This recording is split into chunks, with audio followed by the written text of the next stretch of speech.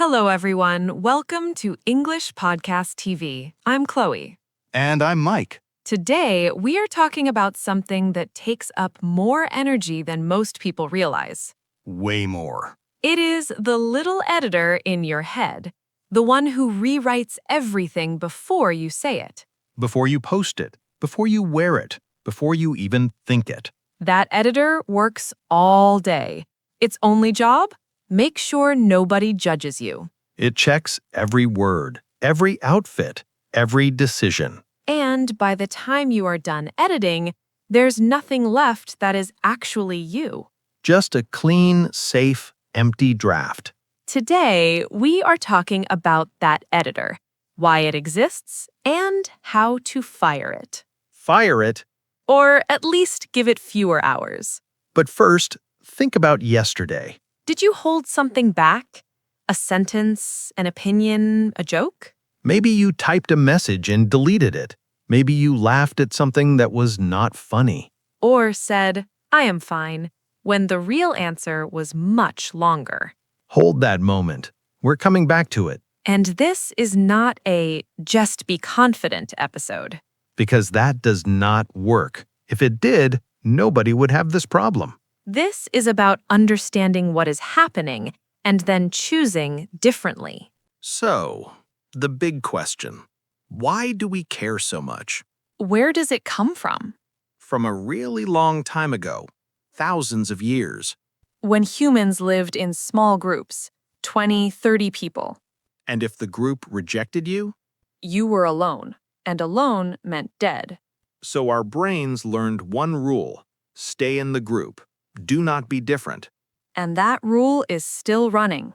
In 2026, Your brain treats a weird look from a stranger like a survival threat. that is wild when you think about it. You are walking around with software from 10,000 years ago. No updates, no patches. Old software in a new world. And it shows up everywhere, not just big moments, small ones. Like what? You write a text message, read it 5 times, change 3 words. Before hitting send? For a text that says, sounds good, see you there. I feel attacked right now. Or you're at a party, you have a great story, but you do not tell it. Because what if theirs was better? And then someone tells a worse story and everyone laughs. And you're sitting there thinking, mine was funnier. Every time. The next day you think about it, why did I not just say it? Because the editor said no, and you listened. And the old software cannot tell a tiger from a mean comment on social media. Someone leaves a mean comment, your brain goes, we're under attack. Same heart rate, same tight chest. Over words from someone you've never met, who probably wrote it while eating cereal. In their pajamas. And here's what happens over time. Every time you edit yourself for someone, you open a new tab. A tab? Like on your computer, each person's opinion gets its own tab. Oh, I see where this is going. Your boss has a tab, your neighbor, that person from school you haven't seen in 8 years, Still has a tab. still running. 40 tabs open. Everything freezes. In other words, you are running everyone else's opinion. No space left for yours. And it's so gradual you don't notice. 1 tab, then 5, then 20. Until one day, you don't even know what you want for breakfast. Because even that runs through a filter. I felt that in my body just now. But here's what almost everyone gets wrong about this. Tell me. Most people are not watching you. Wait, seriously? We walk around like we are performing. Lights, music, big audience. Every eye on us. But the room is empty. You are performing to chairs. Huh, that is a strange image. Psychologists call it the spotlight effect. You feel a spotlight on you, but nobody turned it on. Because everyone is busy with their own. Everyone is the main character of their own story. That is freeing and kind of lonely. Both. But it gets worse. How? We do not just imagine people watching, we imagine them judging. Yeah, it's like a funhouse mirror, one of those curved mirrors that makes everything look weird. You look in and you see this stretched, ugly version of yourself. And you believe it, but the mirror is broken, not you. In other words, the funhouse mirror is not showing what others see, it's showing what you're afraid they see. Big difference. The judgment lives inside, not outside. And that's the hardest part. You cannot run away from yourself. You can close your door, turn off your phone, but the editor is still there. Sitting right next to you with notes. So many notes. Just close your eyes for a second. Picture a room full of people, You can hear them talking, laughing. and you're sure they're talking about you. Your hands get cold. Your smile goes stiff. Then you look around. Really look. Nobody is looking at you. They're thinking about what to cook tonight, or that email they forgot to send. Or whether their hair looks okay. Their own spotlight. And the whole drama in your head, written, directed, and performed by you. The audience? Empty seats. Not even popcorn. Not even popcorn. But it felt so real. The feeling is real, 100%. The story behind it? Almost never. So, what does living like this actually cost us? It costs you yourself. That is not an exaggeration. No, when you live for other people's opinions, you stop playing your own music. You play theirs. Someone else's playlist, on repeat. In other words, you look fine, but inside you cannot hear yourself anymore. I had a moment like this. Last year, What happened? work presentation, big day. I picked an outfit I loved, red jacket, bright, very me. The red jacket. I remember that jacket. You do? You wore it to that conference. You looked great. Well, I did not wear it that day. A colleague walked past and said, "Oh, that is bold." That's it? That is bold? 2 words. And I changed into something gray. From the red jacket to gray. And the whole day I felt wrong, like someone else's playlist. The songs were fine, but none of them were mine. 2 words did that. From someone I barely talked to. But she did not create the doubt. It was already playing quietly. She just turned the volume up. Huh, you're right. The editor was already working. She just gave it a reason. And that's the pattern. Something small lands on the part of us that already doubts. And we react like it's a headline. Quick pause. If this is hitting home, a like really helps us. Let's keep going. Because I think you have a story. A bigger one. Yeah, and I've never told this part before. But first, take a second.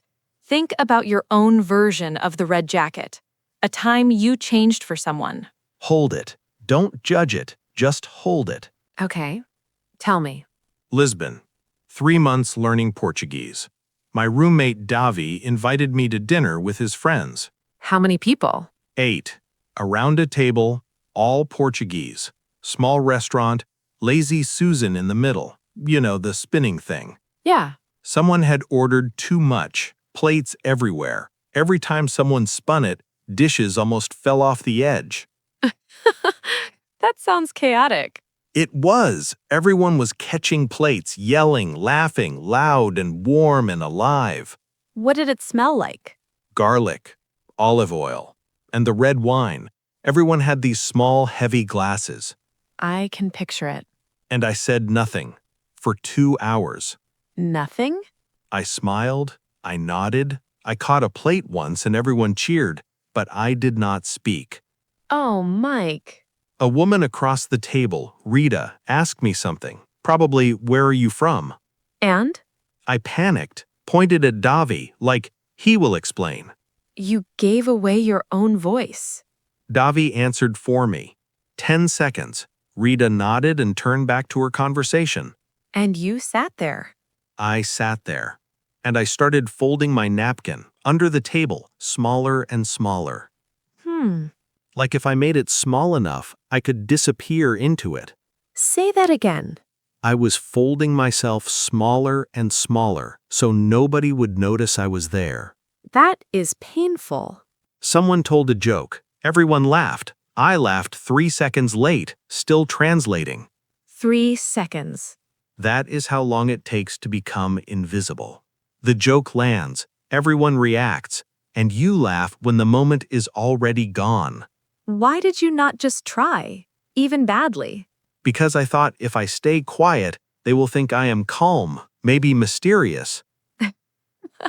Mysterious Mike. Yeah, turns out that is not what happened. What happened? Walk home. Davi was quiet for a long time.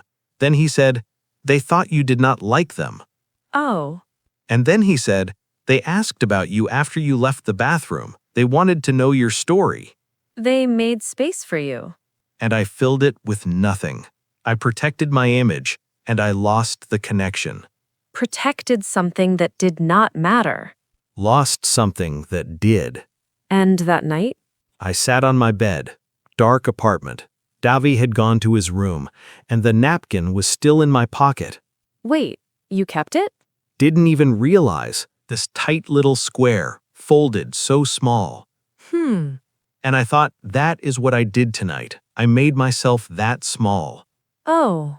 And then something broke open. I realized I was not afraid of them. No? I was afraid of me, of hearing my own bad Portuguese out loud, of not matching the Mike I wanted to be. Say that again. I was not scared of their judgment. I was scared of my own. That changes everything, because the editor is not outside. It is inside. It always was. And the napkin?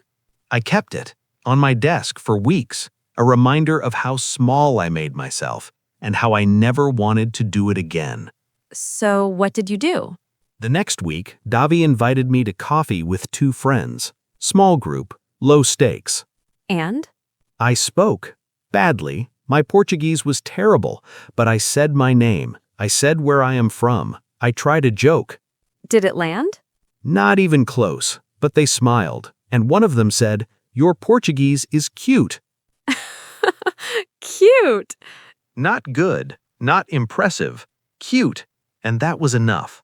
Because you stopped performing. They saw the real you. The messy version. The messy version is always more interesting. And the people from that first dinner, I never saw them again. What do you think Rita remembers? Nothing. Maybe the fish, maybe the plates falling, not the quiet guy in the corner. The 24-hour test, before you even had a name for it. She moved on a long time ago. I was the one still holding on. So, after that night, what changed? I found 3 ideas, and the first one came directly from Davy. From Davy? His words hurt. They thought you did not like them. That hit hard. Because he mattered to you. He was my friend. He was honest. His words reached me. But that colleague who said, "That is bold." Her words should not have reached me, but they did. So here is the idea. I call it the opinion filter. When someone's words bother you, ask one question. What question? Would I go to this person for advice? Oh, that is the filter. If no, close that tab. Their opinion does not pass through. So Davy's opinion passes the filter because he's honest and he cares. And the colleague with the red jacket comment? Does not pass. I would not ask her what time it is. Harsh, but fair. It is not about ignoring everyone. It's about choosing whose voice gets in. Close the tabs that don't matter. Keep the ones that do. Okay, number 2 is mine. I call it the 24-hour test. You have a technique? When you feel embarrassed or judged, ask yourself, will this matter in 24 hours? Ah, simple. Most moments disappear by tomorrow, but we give them the weight of a year. That Lisbon dinner. I carried it for months. And a week later? Rita probably didn't remember my name. Nobody remembers your awkward moment the way you do, because they're too busy with their own. So the test is, if it won't matter tomorrow? Let it fall, like a leaf. Watch it go. Don't pick it back up.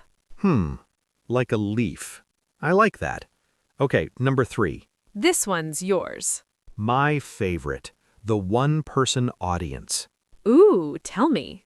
Instead of performing for 40 tabs, choose one person, one real person. Live like they're the only one watching. A friend, a parent.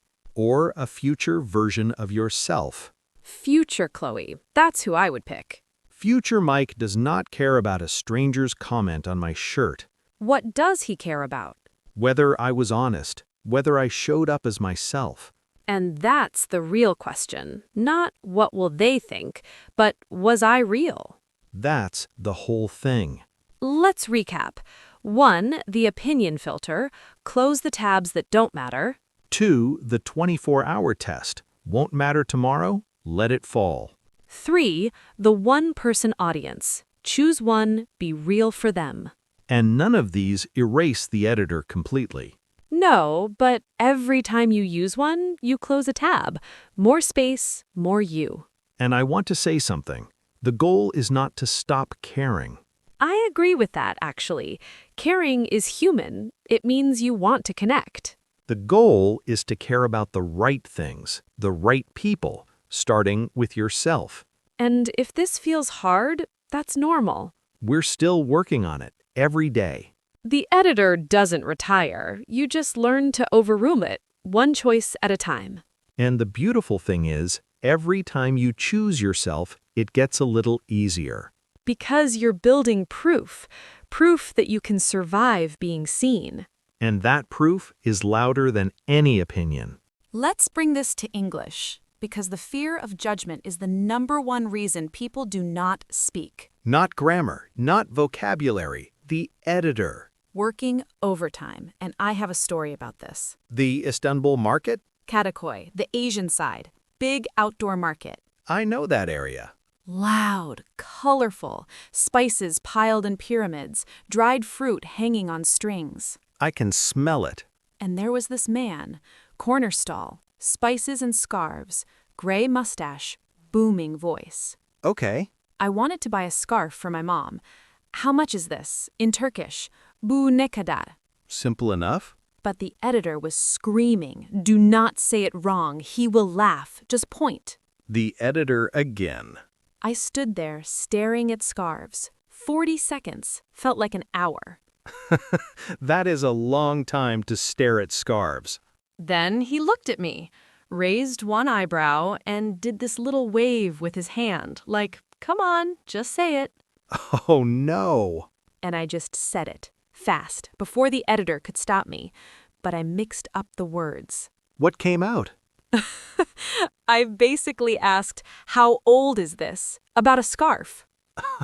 How old is the scarf? He looked at the scarf, looked at me, then this huge laugh from his whole body. And for 1 second? Stomach dropped. I thought, I am the joke. But? He grabbed my arm, gently, said the right phrase 3 times, slowly. He taught you, right there.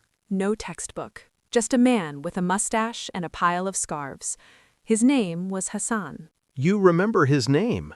I remember everything, the cumin around his stall, his laugh, and I went back the next Saturday. You did? Nervous, but I turned the corner and he saw me from 10 meters away. And? He pointed at me and shouted something. Same big laugh. He remembered. Second visit, I tried more Turkish. He corrected me. I tried again. He clapped. Like a proud teacher. He had this energy, like he was always in the middle of a good story. And the third week? He had a nickname for me, Scarf Girl in Turkish. Scarf Girl. I did not even buy a scarf the second or third time. I just came to talk. Wait, 3 visits and no scarf? Well, I bought spices. He would hold a jar under my nose and wait. Wait for what? for me to say the Turkish name. He would not sell it until I tried the word. He was training you. And the fourth Saturday, something happened. A tourist came, American, asked Hassan something in English. Okay. And Hassan looked at me and said in Turkish, "You tell her." Huh. He made you the translator.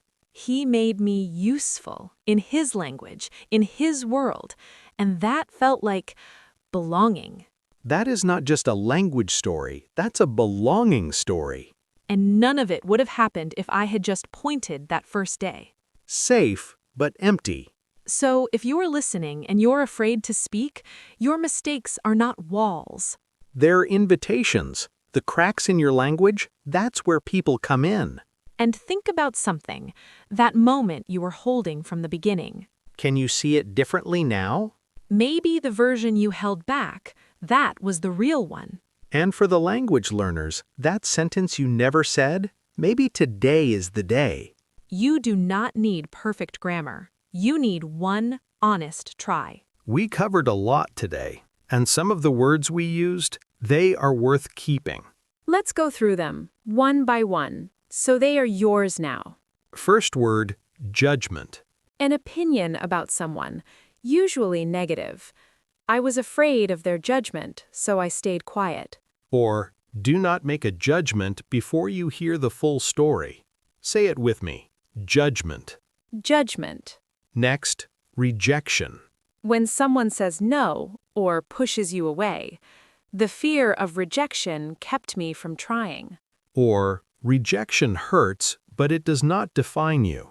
Try it, rejection. Rejection. Next word, approval. When someone accepts what you do, I needed everyone's approval before I made any decision. Or, you do not need their approval to be yourself. Repeat after me, approval. Approval. Next, perform. Acting a certain way to impress people, not being real. I was performing, smiling when I felt terrible. Or, stop performing, start being yourself. Say it with me, perform. Perform. Next word, embarrassed. That hot feeling when you do something wrong in front of people. I felt embarrassed when I said the wrong word. Or, do not be embarrassed. Everyone makes mistakes. Your turn, embarrassed. Embarrassed. Next, invisible. Nobody can see you or notice you. I felt invisible because I did not speak. Or, staying quiet made me invisible. Repeat after me, invisible. Invisible. And our last word, genuine. Real. True. Honest. No editor. She was genuine. She said what she really felt. Or, people trust you more when you are genuine. Say it with me, genuine. Genuine. All right, before we go, a small challenge. Today or tomorrow, one thing. Say something you would normally hold back. It does not have to be big. Start with today I will and finish it. I will go first. Today, I will say what I think in the meeting, even if my voice shakes. Mine, today I will wear the red jacket. Finally. The red jacket returns. Write yours in the comments. We would love to read it. And if this helped, share it with someone who has been editing themselves too long. A like or subscribe helps us make more of these. And remember what we said, caring is not the problem. Caring about the wrong voices is. Thank you for staying with us today. And remember, there is a door in front of you, the one you keep checking. Is it locked? Is it safe? What is on the other side? It was never locked. You just have to stop checking and turn the handle. See you next time. Bye, everyone.